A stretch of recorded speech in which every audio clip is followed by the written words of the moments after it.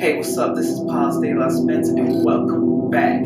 This is How to Draw Goku Part 2, Cell Shaded, alright? Now I know I said I was going to use Photoshop, but this time we're going to use Illustrator instead, and I'm going to show you why right after this. So, without further ado, let's get right into it. Let's do it.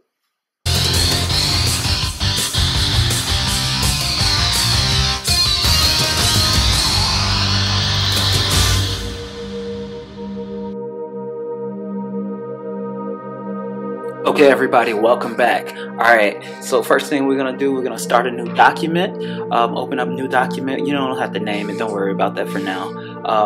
We want a large document, something normal, maybe about 17 by 11.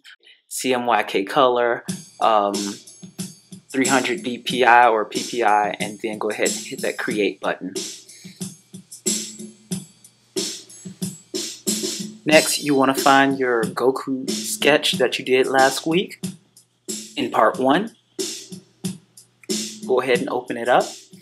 Use the place button. There it is.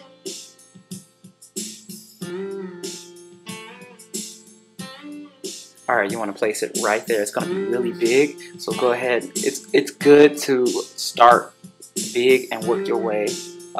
You can always shrink things. You can always start big and work your way smaller. But if you start small, then you're going to have a problem with resolution. So always start big, okay? So we're going to go ahead and shrink it. So about 19, 18, 19, that's fine. I didn't shrink it too big because I want to make a background for it later on. Don't really worry about that right now. But yeah, go ahead and we're going to start. We're going to jump right into it. So we're going to start by putting our opacity low enough so you can still see it, but not so high that it interferes. Once your opacity is down, make sure you go ahead and lock the layer. That way it doesn't move at all. Is your layers locked? We all good? Now we about to go pen tool crazy. So this isn't really a tutorial on how to use the pen tool. I'm going to make another tutorial on how to use it properly in a different video. This is more of a demonstration on cool things that you can do with it. The pen tool is by far the most useful tool in Illustrator. I'm telling you, I swear by this tool. Now, I'm sure there's other tools in Illustrator that are pretty darn useful, but for me, in my journey with Illustrator, wow, there could be no better tool. Okay, I love it, I love it, I love it. So let's get right into it. Let's go ahead and do this.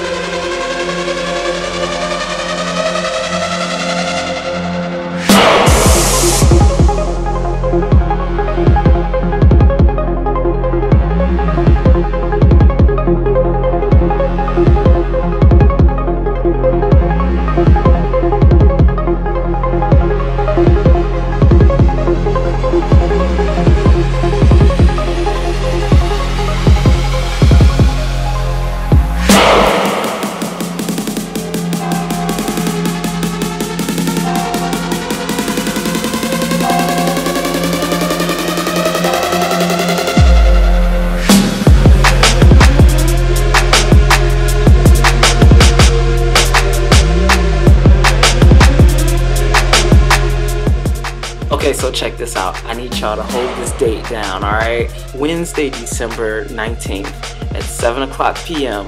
At the Exchange LA. Your boy, yours truly, Paz de la Spence. I will be a featured artist at the Raw Los Angeles presents the Holiday RAWk 2018. Yes, you heard it right. Los Angeles presents Holiday RAWk 2018. I am the featured artist. This is my breakout session as an artist within the RAW community. So yeah, I've been gaining traction and people seem to like what I'm doing.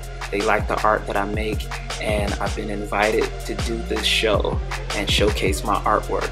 So I would love it if you guys came out there to support me. I would love to meet you guys and get your feedback on what you like, what you don't like.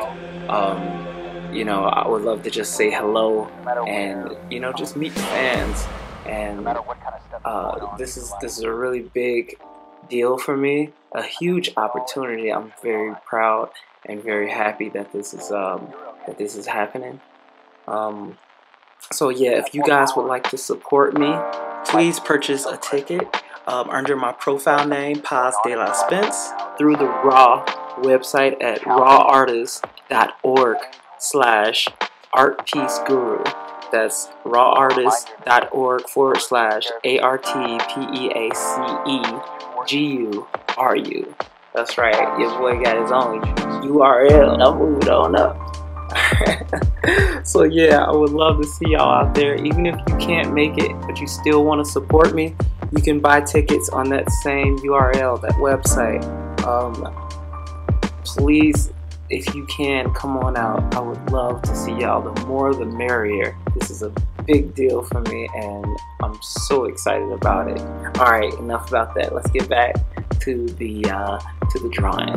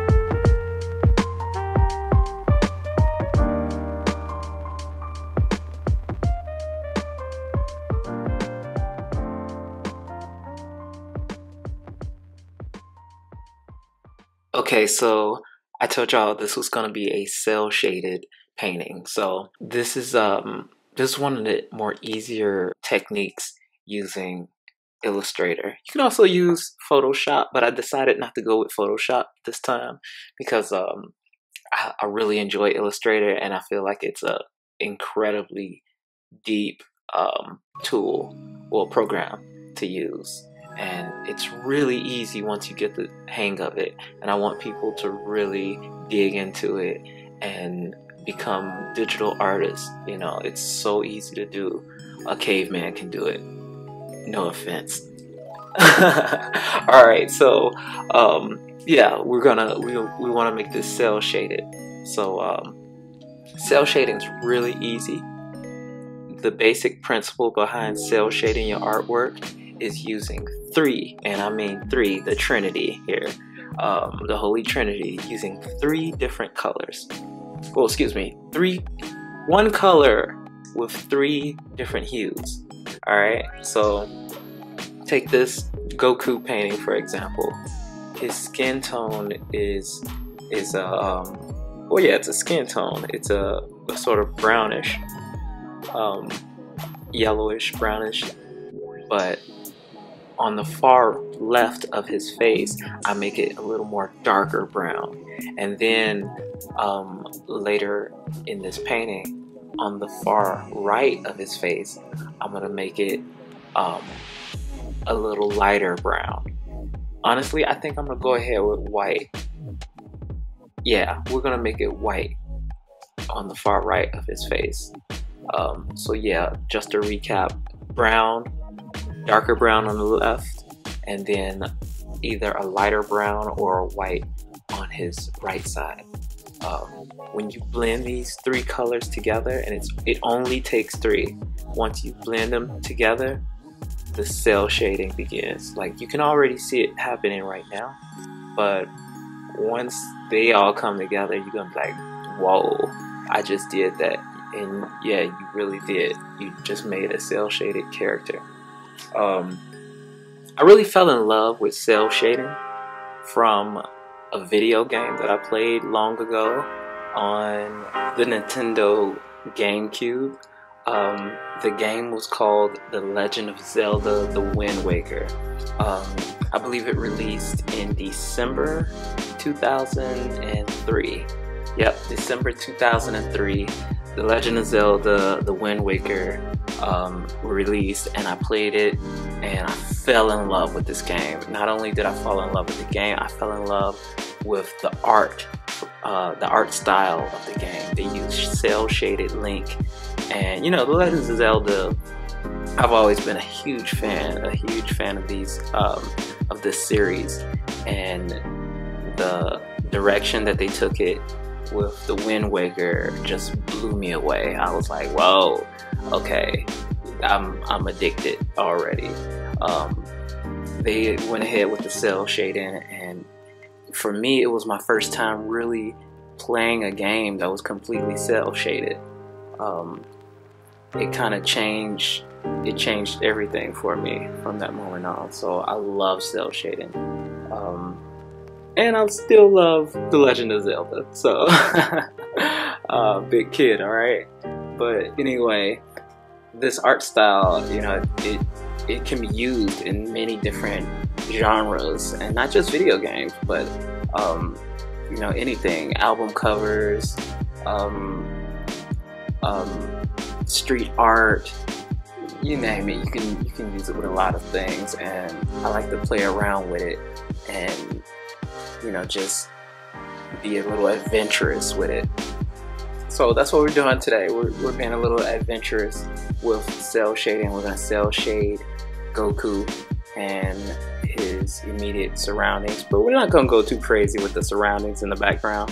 I'm more concerned about cell shading Goku because this is my first time doing this with him, and it's all a little experiment for me. So I really want to see how this is going to come out. If it works out well, I'm going to be doing this all the time. Alright? And I hope you guys do too. I hope you fall in love with cell shading the way I have. It's not just for kids. Adults like it too. Okay, so let's get back to it. We're doing a little background art here. I'm just drawing a few rocks and boulders. You know how the Dragon Ball Z series, they always have like rocks and boulders and deserty scenery. So I just thought I'd throw some of that in there too. So yeah, we're just gonna go ahead and toss some of that in there, and then we're gonna make a little horizon with a sky, a basic sky with a gradient, and and a ground, and it's also gonna have a tan gradient. So I'm not gonna go too crazy with them because I don't want this painting to be focused on those areas. I want them to really focus on the subject, which is Goku himself.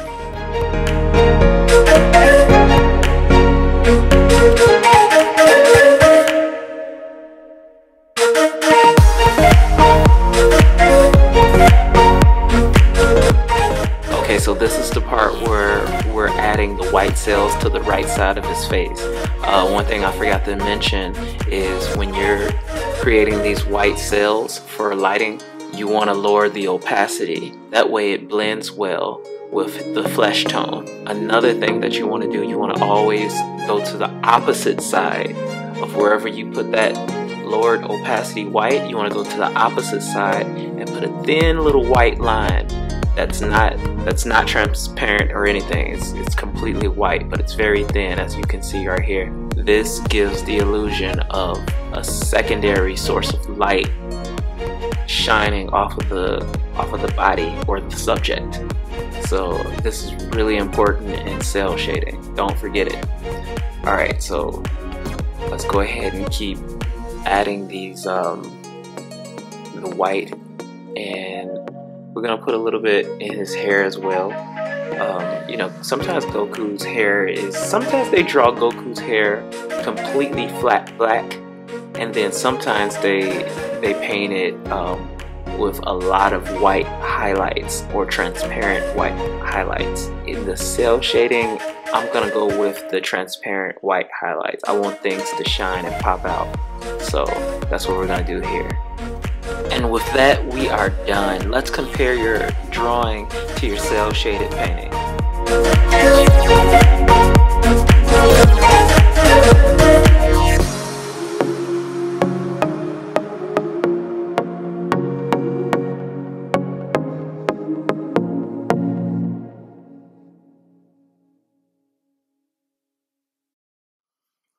Okay guys, you just made your own 3D cell shaded Goku using Illustrator. I want you guys to hit me up on Instagram at ARTPEACEGURU so I can see you guys' version of this. Also, if you like what you see, go ahead and hit that subscribe button if you haven't already, and hit that bell so you can get all my newest videos as they come out. If you have any questions or comments, hit me up in the comment section and we'll get it to cracking. Alright? You know what the deal is. Pause. Out.